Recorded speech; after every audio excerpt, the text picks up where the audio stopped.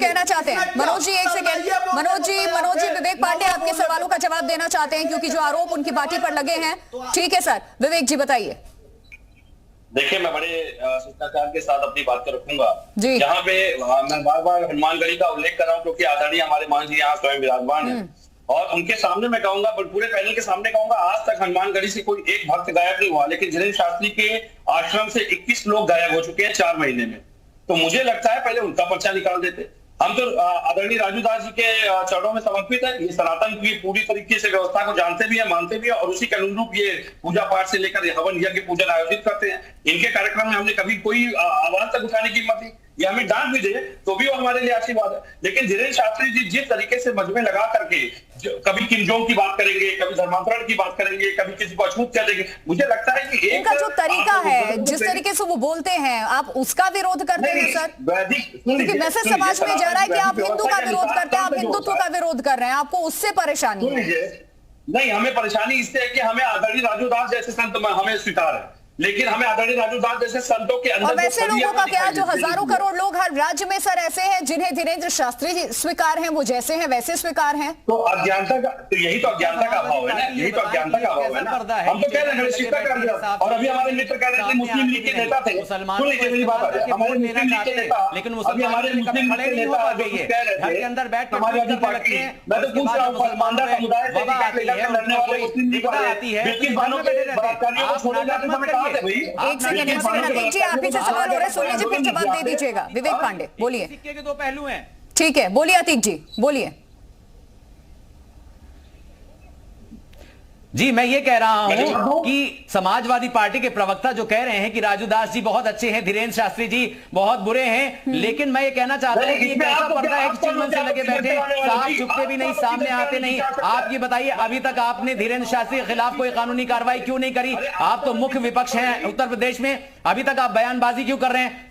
सिर्फ इसलिए कि मुसलमानों के वोट आपको मिल जाएंगे? मैं आपसे कहता हूं मुसलमानों को इस्तेमाल करना बंद करिए। भारतीय जनता पार्टी और आप लोगों की जो अंदर की मिली भगत है, एक ही सिक्के के जो दो पहलू हैं, आप वो खत्म कर दीजिए। अब ये नहीं चलने वाला। मुसलमान समझदार हो चुके हैं, हिंदू भी समझदार हो चुके हैं, इसीलिए कर्नाटक में भाजपा को हराया है और समाजवादी पार्टी उत्तर प्रदेश में भी आपको मुसलमान नकारने वाले हैं। मुसलमानों को इस्तेमाल मत करिए अपने फायदे के लिए। मोहम्मद अतीक से पूछना है सवाल मुझे।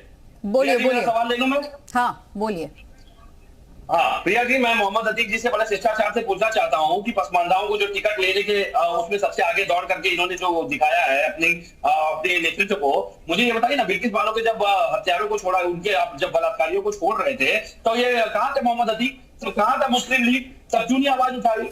मैं तो सवाल पूछ रहा हूँ ना, केवल हिंदू धर्म के एजेंडे में क्यों घुस करके राजनीति करते हैं भाई? मैं समाजवादी पार्टी से पूछना चाहता हूँ, मैं समाजवादी पार्टी से पूछना चाहता हूँ कि जब अखिलेश यादव मुख्यमंत्री बने थे, आपने वादा किया था कि मुसलमानों को 18% रिजर्वेशन देंगे, अभी तक आपने रिजर्वेशन क्यों नहीं दिया? पूरे 5 साल की सरकार रही, आपने कहा था कि डिप्टी चीफ मिनिस्टर बनाएंगे, आपने क्यों नहीं बनाया? आप धोखेबाज हैं, आप वादाखिलाफी करते हैं, आपने कहा था राजनीति करते हैं। अतीक जी, आपकी बात से भी यही लग रहा है कि समाजवादी पार्टी की सरकार में भी आप खुश नहीं थे, उनके वादे आप गिनवा रहे हैं। सीधी सी बात है, फिर यही तो यही चीज है सर, यही चीज है। तमाम पॉलिटिकल पार्टियां हर मंच से कहती हैं साथ आने के लिए, साथ लेकर चलने के लिए, लेकिन होता क्या है? और समाजवादी पार्टी से इसलिए सवाल पूछे जा रहे हैं क्योंकि कभी समाजवादी पार्टी के अध्यक्ष अखिलेश यादव ये कहते हैं कि एक पत्थर को तिलक लगा करके भी लोग पूज लेते हैं। आस्था है आपकी, मानो तो पत्थर, आप उसको मानते हैं तो वो पत्थर है, और अगर आप उसको मानते हैं तो वो भगवान भी है आपके लिए एक ही वक्त पर। लोगों की आस्था पे सवाल थोड़ी ना खड़े कर सकते हैं। ये संविधान भी आपको इजाजत नहीं देता है कि आप किसी की आस्था के आड़े आएंगे और सवाल खड़े कर देंगे। मैंने सवाल का तर्कपूर्ण जवाब देने का प्रयास किया है, लेकिन जो ये कर रहे हैं बैठ के मुस्लिम लीग के नेता बन के जिस तरीके के तर्क प्रस्तुत कर रहे हैं, मुझे लगता है कि इनको पहले विषय समझना चाहिए। अगर धीरेन्द्र शास्त्री की बात हो रही थी, इनके आदरणीय राजू दास जी को टारगेट नहीं कर सकते, ना ये हिंदू धर्म पे बात करेंगे, ये सीधे सीधे मुद्दे की बात करें।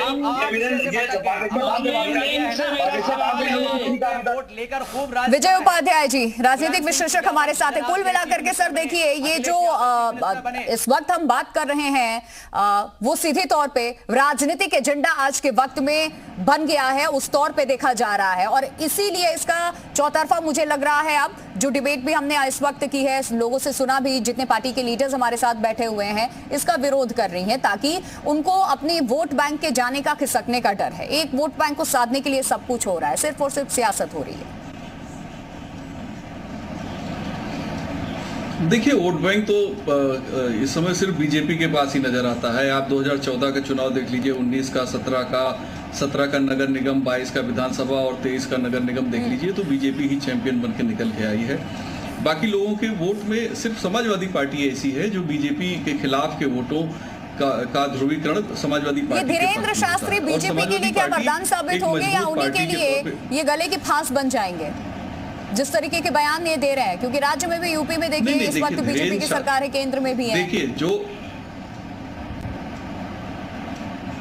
देखिए जो काम धीरेन्द्र शास्त्री कर रहे हैं वो तमाम मौलाना पहले से कर रहे हैं और तमाम ईसाई धर्मगुरु पहले से कर रहे हैं। चंगई कार्यक्रम, किसी भी चंगई कार्यक्रम में चले जाइए, वहां आपको इससे ज्यादा दिखाई देगा।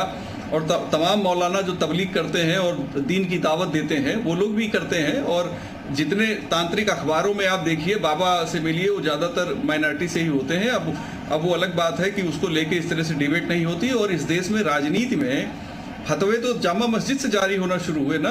मस्जिदों से शुक्रवार को जब फतवे दिए जाते थे किस पार्टी को सपोर्ट करना है, तो वो दौर भी तो था। चीजें तो बदलती हैं। अगर आप जामा मस्जिद से फतवा जारी कराएंगे कि शाही इमाम शाम को क्या घोषणा करने वाले हैं, तो देर सवेर उसका असर तो दूसरों पे भी पड़ेगा, और असर पड़ा है। भारतीय राजनीति तो दिखाई दे रहा है। और धर्म और राजनीति घुली मुली चीजें हैं। 1923 का जो खिलाफत मूवमेंट था, खलीफा की सत्ता वापस कराने के लिए इस देश के मुस्लिम मौलानाओं ने आंदोलन किया था, जिसमें कांग्रेस ने पार्टिसिपेट किया था, महात्मा गांधी ने पार्टिसिपेट किया था। हालांकि वापस नहीं हुई खिलाफत। तो ये एक लंबी परंपरा है, लंबे दौर से ये जिस और जिस तरीके से संत समाज जिस तरीके की बयानबाजियां कर रहे हैं, भाषण दे रहे हैं सर, क्या वो अच्छा है? वो देश हित में है क्या? क्योंकि एक तरफ आपका संविधान कहता है कि हर किसी के लिए इस देश में जगह है, सामान्य सभी को जो जीने का अधिकार है। और जितनी भी जब भी हम बात करते हैं कि संविधान हमारा क्या कहता है, तो सबके लिए इस देश में जगह है, किसी एक धर्म विशेष के लिए ये देश नहीं है। तो बात आप जब हिंदू राष्ट्र की करते हैं, तो मौजूदा सरकार की क्या भूमिका है इसको लेकर के?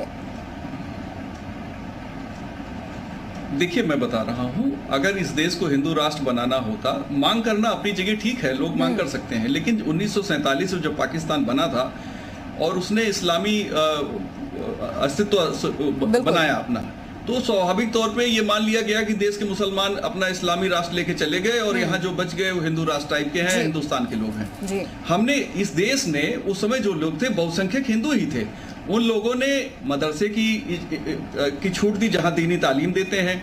इस देश में अल्पसंख्यकों के लिए तमाम उनकी सुरक्षा के लिए कानून बनाए गए, उनकी बेहतरी के लिए कानून बनाए गए। दरअसल संविधान के ज्यादातर पोर्शन को देखेंगी तो वो अल्पसंख्यकों के फेवर में है। वो बहुसंख्यकों को कोई बेहतर चीजें मिले ऐसा कभी नहीं कहता पूरा संविधान। आप देख लीजिए, वो नहीं कहता कि अल्पसंख्यकों को। लेकिन राजनीतिकरण हो रहा है, इसमें कोई दो राय नहीं है। सर, मेरे पास वक्त इतना ही था, विजय जी, वक्त इतना ही था मेरे पास। बहुत बहुत शुक्रिया आप सभी मेहमानों का इस चर्चा में शामिल होने के लिए।